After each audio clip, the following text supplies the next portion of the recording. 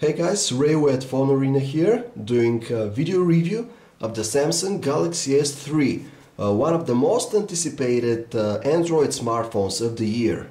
Now, if you're watching this, you probably know that the Samsung Galaxy S series of Android smartphones has been one of the most successful lineups in Android's history, and this is because Samsung has stuck to a proven formula here.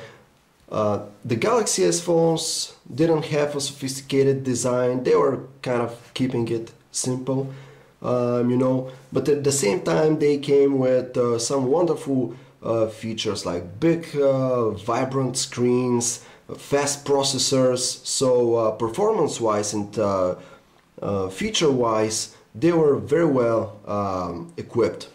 The Galaxy S3, by the looks of it, is sticking to this same formula. The design, as you can see, is nothing to write home about. It looks okay. It sticks to plastic, unfortunately, doesn't make the move to a more to a fancier premium design as many of us hoped. But still, it looks okay and feels good in the hand. Well, it's definitely on the bulkier side, especially with that 4.8-inch display, but it's actually comfortable to hold in your hand. It's more comfortable compared to its rival, the One X, which has those sharper edges around its side. And thanks to the more rounded pebble-inspired nature of the Galaxy S3, it actually feels quite good when held in the hand. As we said, there are no premium materials in the design of the Galaxy S3.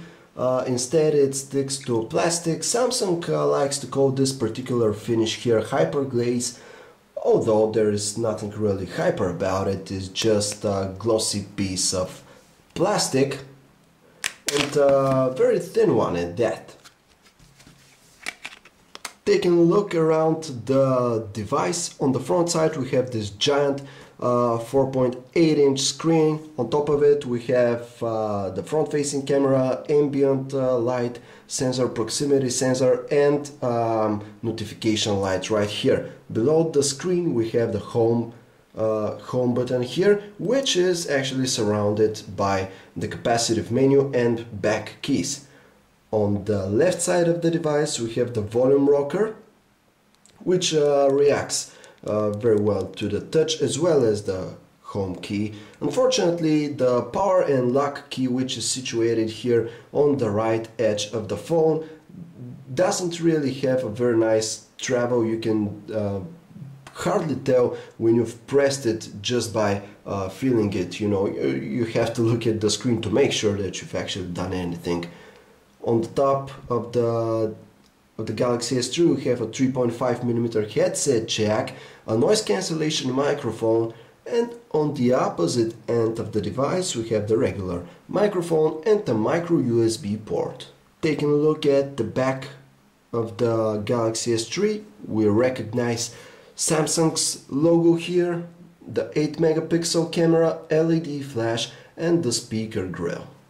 You should keep in mind that the Galaxy S3 uses micro SIM cards, although this slot here really looks so big that it can take mini SIM cards. It actually uses micro SIM cards. Right next to it we have another cool feature, which is the micro SD XC card slot, which means that the handset can actually take memory cards up to 64 gigabytes in size. The screen of the Galaxy S3 measures the enormous 4.8 inches and has a resolution of 720 by 1280 pixels, meaning that it's an HD resolution screen, hence the HD Super AMOLED name of the technology which is used here. What Super AMOLED means is that it's an AMOLED-based screen, and what those displays usually characterize with is their incredibly saturated colors and great contrast levels, which makes them perfect if you consume a lot of multimedia on your device, like watching a lot of video and playing a lot of games. On the other hand, the purists out there won't be very happy with this screen because it's color temperature is a bit on the colder side, and colors can be too saturated to be real. The good thing here is that Samsung has included a very handy option here in the settings. Once you go to display, there is the screen mode setting, which allows you to set the color saturation level of your device. This is the standard, which has colors a bit oversaturated. If you put it to dynamic, it makes them very saturated. They will be very vibrant, but not very close to reality. Here's the natural color setting. We really like this one, although the colors do stay on the colder side with this AMOLED display. And movie is more of a filter-like effect. You may have heard that the Galaxy S3 uses the pentile pixel arrangement in contrast to what most phones out there use, which is the standard RGB pixel arrangement. The difference here is that in RGB display, every pixel in the display has 3 subpixels, red, green and blue subpixel. In the pentile matrix display, every pixel has red, green, blue and green subpixels. Basically, the effect of the pentile matrix is that sometimes the image gets can be very pixelized, you know, especially with the first generation pentile matrix displays, especially when there is white text or something like that. It was very easy to notice individual dots on the screen, but thankfully with the Galaxy S3, where we have a great HD resolution, this negative effect is actually reduced to a minimum here, so you have to look very closely at the display in order to notice any individual pixels in there. So overall the display is very crisp and very clear. AMOLED screens are usually very good when it comes to viewing angles, and thankfully the Galaxy S3 is no exception in this respect. On the other hand, outdoor visibility is fine, although it could have been better. All in all, we're not blown away by the design of the Galaxy S3. It's certainly not a looker, and the materials that were used are not heavy, premium kind of materials. But the device still feels okay in the hand. You know, this plastic feels good. The phone doesn't feel simply as a whole, and it's relatively lightweight. It's very thin, and overall feels very well when held in the hand. So we're kind of okay with the design of the Galaxy S3. Of course, the Galaxy S3 runs on the latest Android version. It's Ice Cream Sandwich version 4.0.4. But on top of it, you'll find the latest TouchWiz user interface. In the Galaxy S3, Samsung is introducing us to the TouchWiz Nature UX, which is called so because Samsung has been inspired by some elements of nature, as you can see by this default wallpaper here. Another such element that is inspired by nature, for example, is the lock screen. Here, check it out. It's pretty cool. Probably not the most intuitive out there, but still, once you do it a couple of times, you'll be perfectly used to it. Other nature-inspired elements of this software are found with some pretty cool options like Smart Stay, for example, and what it does is to use the front-facing camera of the device to track your eyes in a way that it determines whether or not you're looking at the screen of the phone, and by this it knows whether it should keep it on or turn it off.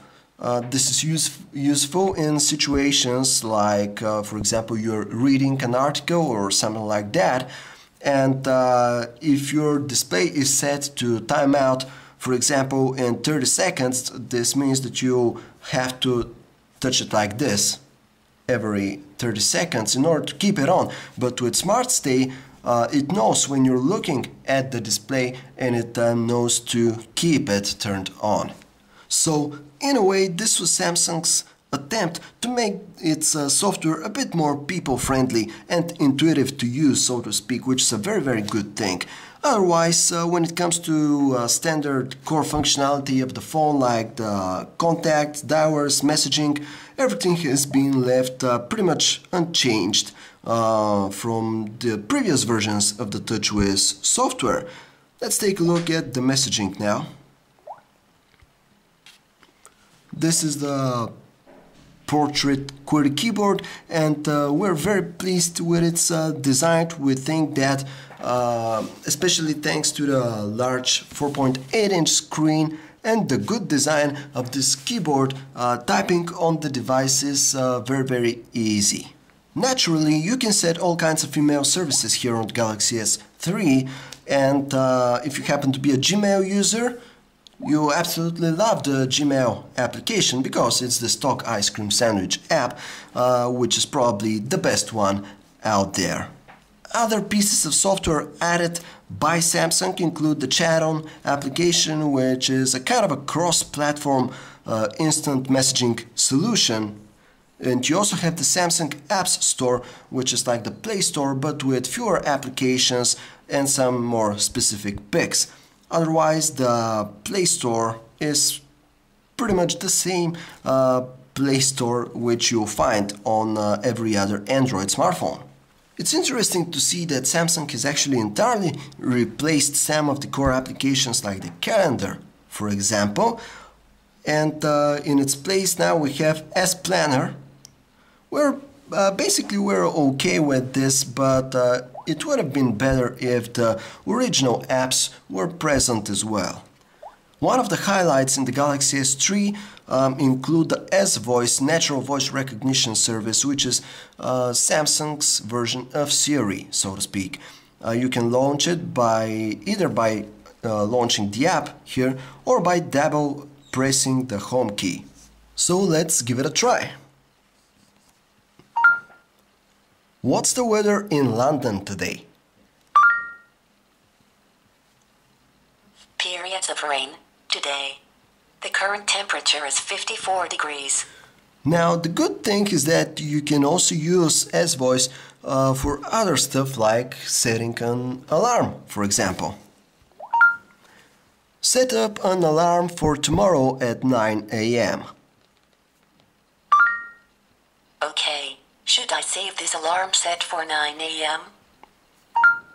No. Okay, say your change. Save or cancel. Cancel. Alright, I won't save this alarm. Another cool thing about S-Voice is that Samsung has integrated it with the platform, and I'll give you an example of this right now. Find me a great French restaurant in New York.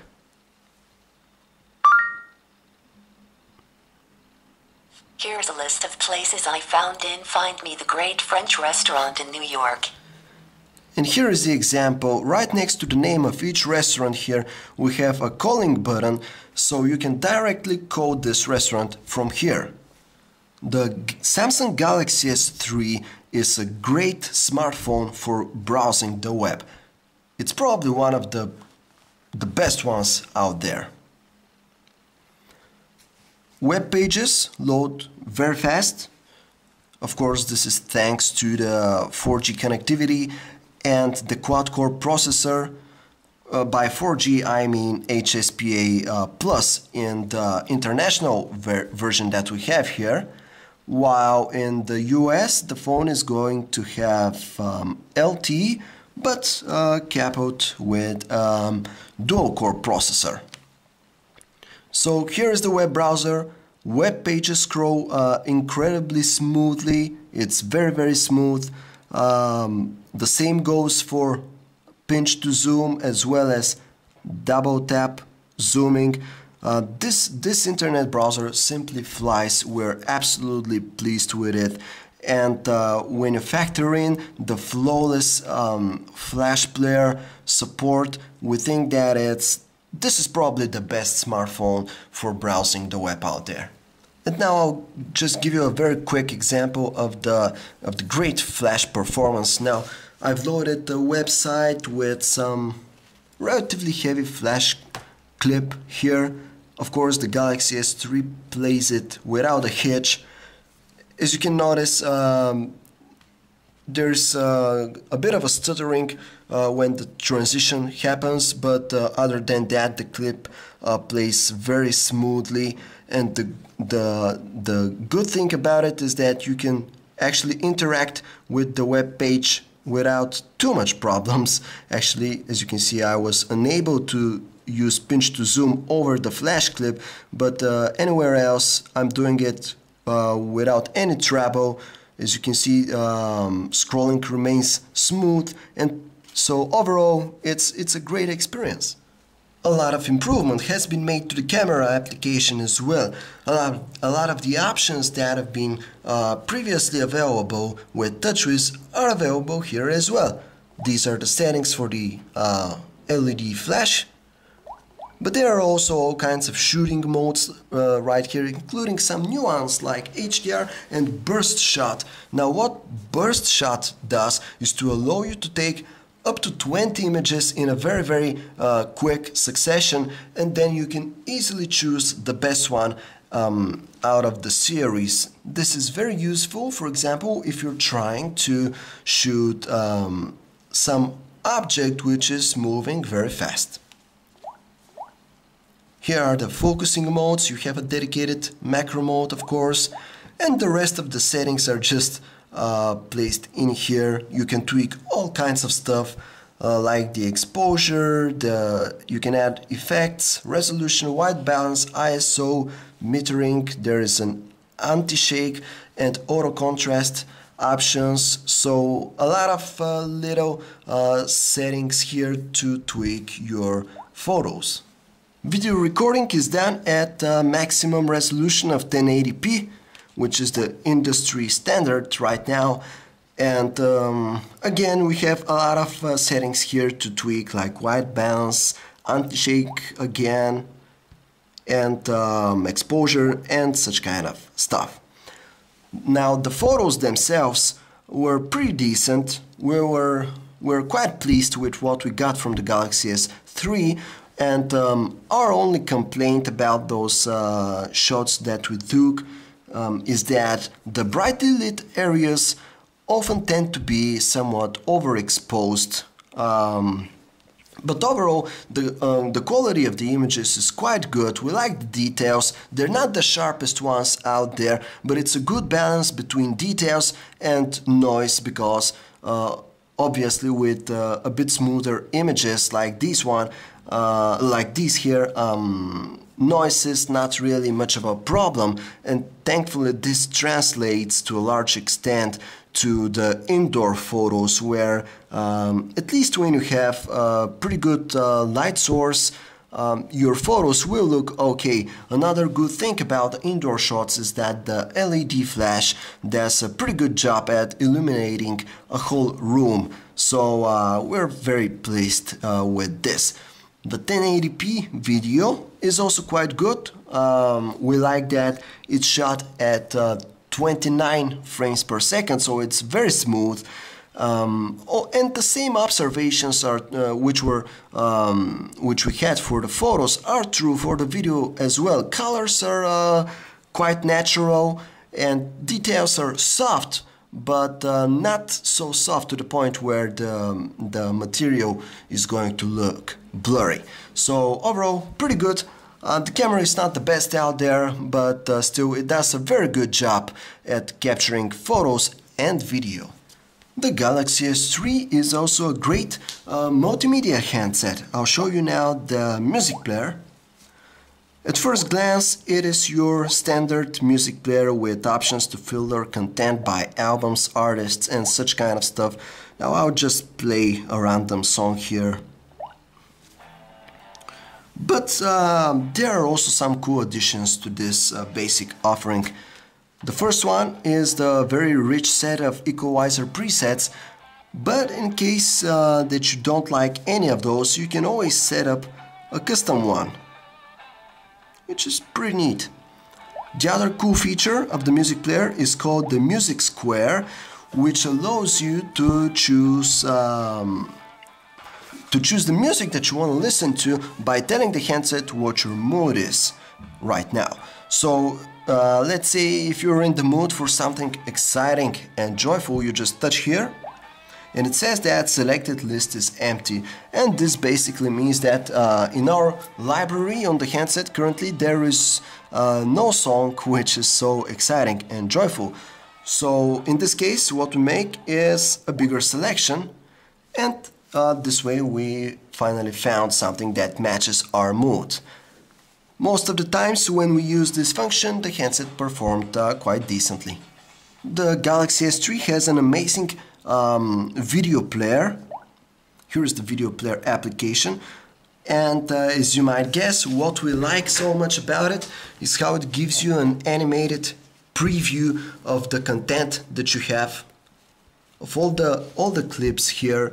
So it's first, it looks very cool, and secondly, it actually gives you a much better preview of the video that you are going to watch.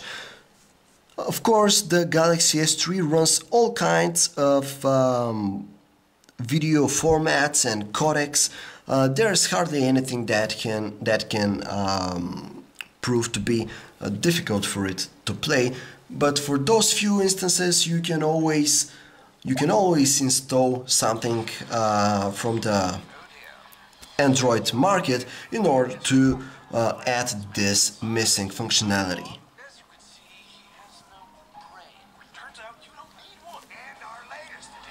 And thanks to the Super AMOLED screen, as we said earlier, watching video is absolutely a great experience on this smartphone, thanks to the very vivid and saturated colors and great contrast level. So if you really like to watch a lot of video and a lot of movies on your handset, the Galaxy S3 is going to be a perfect option for you. As a calling device, the Galaxy S3 is quite good.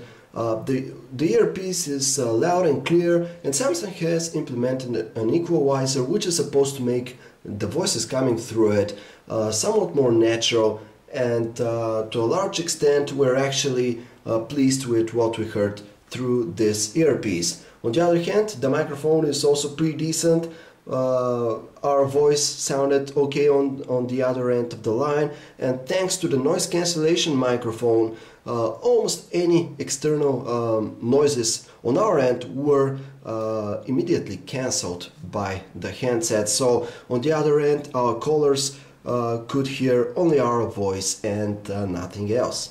All in all, we think that the Galaxy S3 is a spectacular smartphone, and how wouldn't it be when you consider that it has the latest and greatest hardware inside. It has a very fast quad-core processor, Exynos processor inside, 1 GB of RAM, and a giant screen to make everything look very, very beautiful on it. The biggest advantage of the Galaxy S3 over the competition, in our opinion though, is its superior user experience. This version of TouchWiz is very, very good. Samsung has refined its appearance and functionality. The software is not as cluttered as it used to be with so many options and features and such kind of stuff.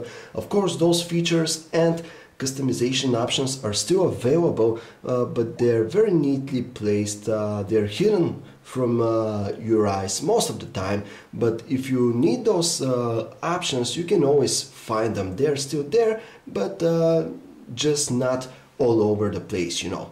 Meanwhile, Samsung has also taken care of some minor usabilities by crafting features like the Smart Stay, which tracks your eyes and determines if you're looking at the screen or not, and thus determining if it should keep the display on or it's finally time to put it to sleep.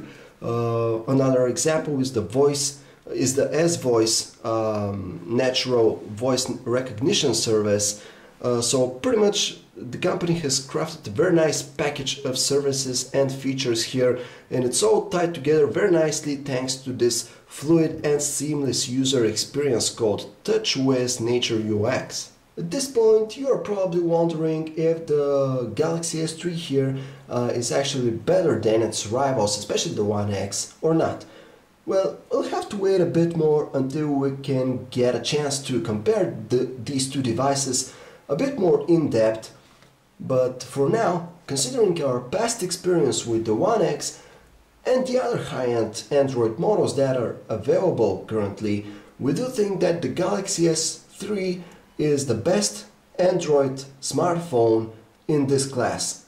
This was a quite detailed video review of the Galaxy S3. If you'd like to learn more about it, however, you can always check us out at PhoneArena.com. This was Ray for PhoneArena. Thanks for watching.